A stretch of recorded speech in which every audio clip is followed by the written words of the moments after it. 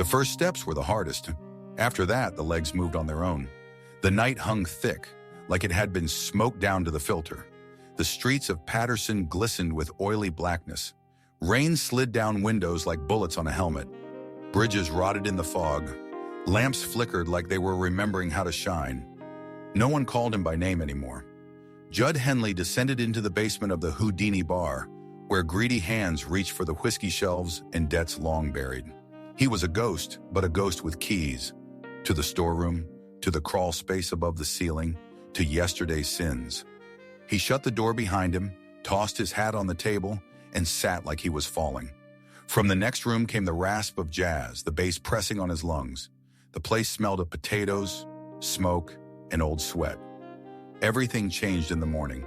The girl knocked, once, then twice, then silence. Judd opened the door, not from pity, from dread. She stood in rain and rags. Her eyes held a hunger that had nothing to do with food. "Where are you headed?" he asked. "Too late," she said. He let her in, gave her bread, gave her a blanket, gave her silence. She never gave a name, slept with a knife under the pillow, moved like a cat but smelled like a storm. He figured she'd be gone by morning. He was wrong. By the third night, sirens started, one, then another. Then the streets went still, like before an execution. By dawn, the bar was empty, except for Judd and her. "I thought you were a runaway," he said. "I'm worse," she replied. The pause hung like a nail in the air. "How many after you?" 142. "Who's leading?" "A capo, with 200 men. They're not searching, they're coming." He poured himself a whiskey. The truth in the glass was cloudy. He didn't drink for her. He drank for what he knew, and let in anyway. They came before noon. The street out front turned silent first. No horses, no shouting, no trolley bell. Just a breeze moving paper and dust. Judd stood behind the window curtain, watching the stillness like it was a held breath. She stood behind him. "You said 200, he said, "give or take." "They planning to knock?" "They don't knock." He looked at her. Her hair was still damp from sleep, her jaw tense. She wore his shirt, buttoned wrong. "Why here?" She didn't answer, just walked to the table and picked up a crust of bread, chewing slowly like it mattered. He stepped into the storeroom, lifted the false wall behind the crates. The crawl space wasn't much, just enough for someone small to curl up in and wait out the storm. "Get in," he said. "No, I didn't ask. I didn't run before. I'm not running now." He didn't argue. He closed the wall, came back, checked the revolver in his coat. 6 shots. Not enough for a vendetta, just enough to make a point. She stepped close. "You could go. Backstairs. Through Benny's alley." "I know. Why don't you?" "Because you knocked." She didn't move, but her eyes burned. "You're a fool." "I've been worse." Then came the sound slow boots on wet stone. Measured, many. They both looked up. He reached for the bottle, poured 2 fingers of rye. "Last drink?" she asked. "Next to last." The first face through the window was young. Clean shave, wrong eyes. Military coat, not local. Then the door handle turned. Judd raised the bottle. "You gentlemen thirsty?" he called. The door creaked open. 4 men stepped in, slow, not rushed. They knew who they came for. Judd held the glass. "You with the capo?" One man nodded. "He sent his regrets?" The leader smiled faintly. "He sends a debt." Behind them, more shadows moved, 10, maybe more, lined like bad dreams waiting their turn. Judd set the glass down, slow. "I gave her shelter," he said. "She cost us a cousin and a pipeline. She cost me quiet." The leader's smile faded. "She costs you everything now." The first shot was fast, too fast. A vase shattered. She screamed. Judd dropped, rolled, fired twice. 2 men hit the floor. The others pulled steel. The room broke into thunder. Glass exploded. Wood splintered. The radio sparked. Jazz stuttered into silence. Judd dove behind the bar, heart in his throat, blood on his collar, her breath close behind him, sharp and ragged. "You all right?" he asked. Bullet grazed, she said. He reloaded with shaking hands.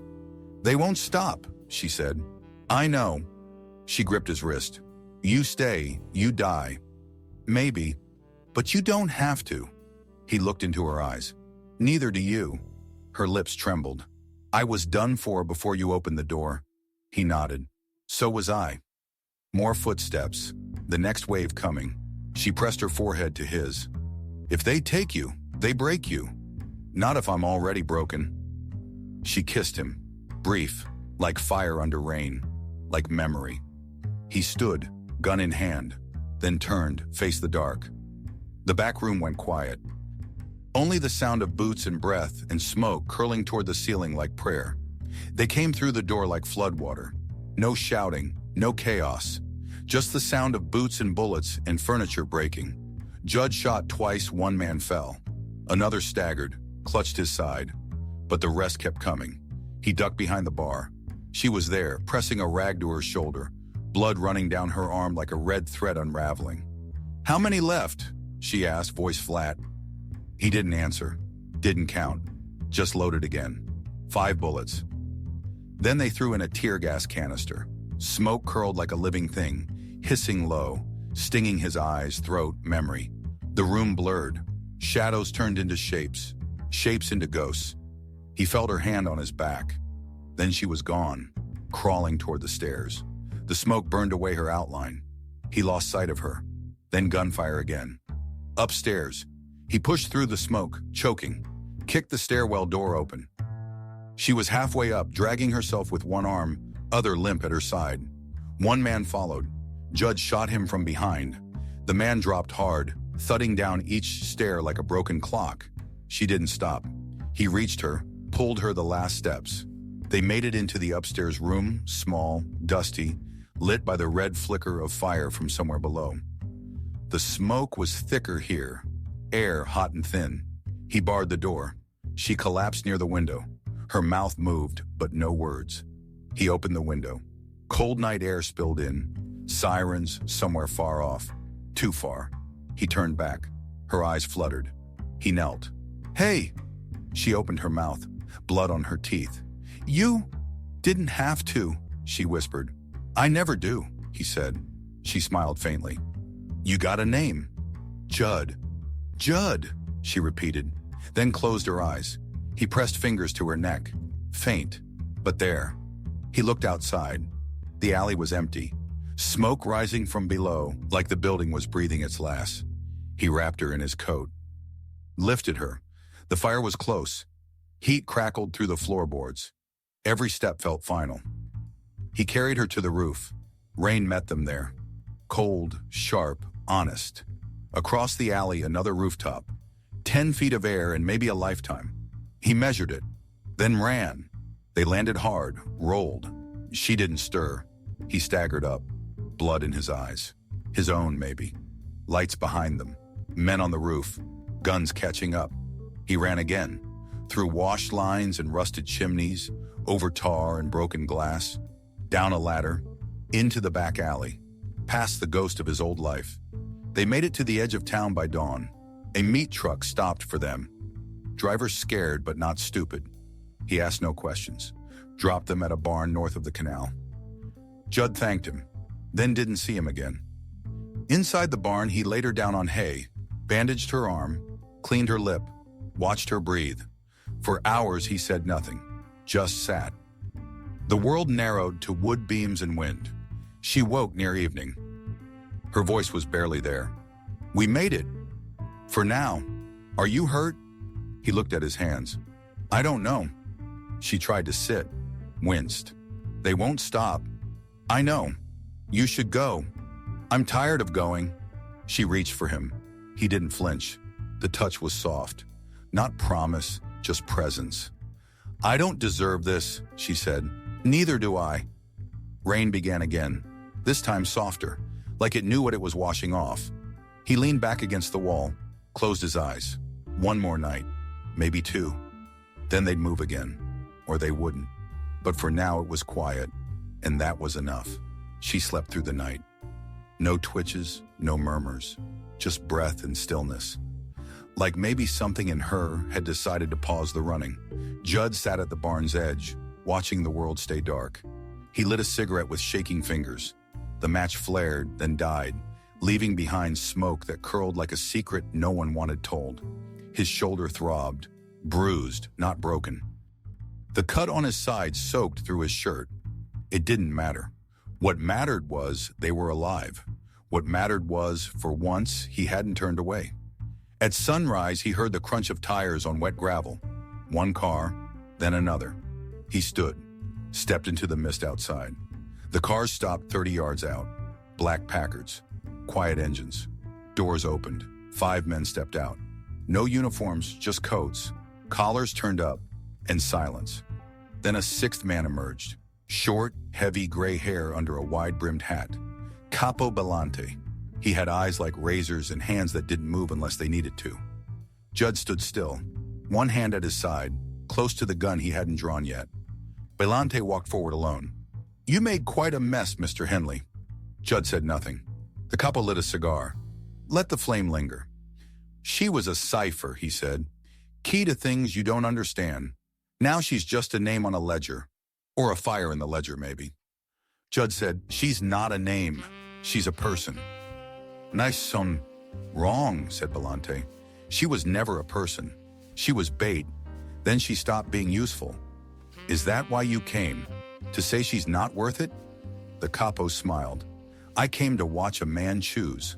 Judd looked past him. The woods behind, the open road, the cold. "Why not send the guns?" he asked. "You made your point in town. I respect a man who knows what he's dying for." Judd let the smoke from his cigarette drift. Bellante's men shifted behind him, restless, ready. "She's alive," said Judd. "That's the point." "You think I care about alive?" Bellante asked. "I care about control." "You're losing it." "No," the capo said softly. "I'm shifting it." A pause. "You give her to me, I let you walk." Judd blinked slowly. "And if I don't?" Bellante shrugged. "Then you vanish, you and her, and the world keeps turning." Judd dropped the cigarette, crushed it under his heel. "I gave her bread," he said. "I gave her shelter." Bellante's eyes narrowed. Judd added, "I'm not giving her up." Silence. Then the capo nodded. "A fool," he said. "A man," Judd corrected. The capo turned, walked back to his car. The others waited. One looked at Judd, maybe wondering why it had to be this way. But no one moved. Then the Packards started, and one by one they left. No bullets, no threat, just the sound of leaving. Judd stood alone in the gravel, mist clinging to his coat like regret. He waited until they were gone, then went back inside. She was sitting up. "You talked to them?" He nodded. "They'll be back." "Maybe." She looked at him. "I didn't want you to save me," she said. "I didn't want to." That made her laugh, a broken, tired sound. "So what now?" He looked at the barn walls, the hay, the light pouring in through the cracks like thin blades. "We go somewhere," he said. "Where?" "Doesn't matter, just not here." She rose, weak but steady, took his hand. Outside, the mist was lifting, but the air still smelled of smoke.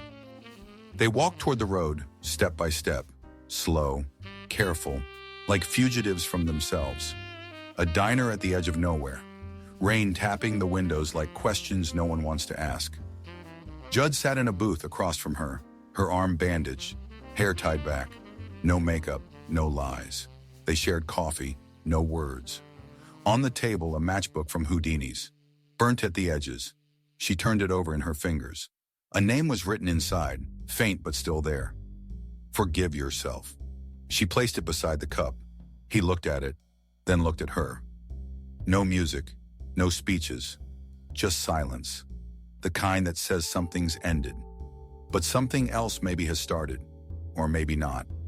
Sometimes the only happy ending is still breathing.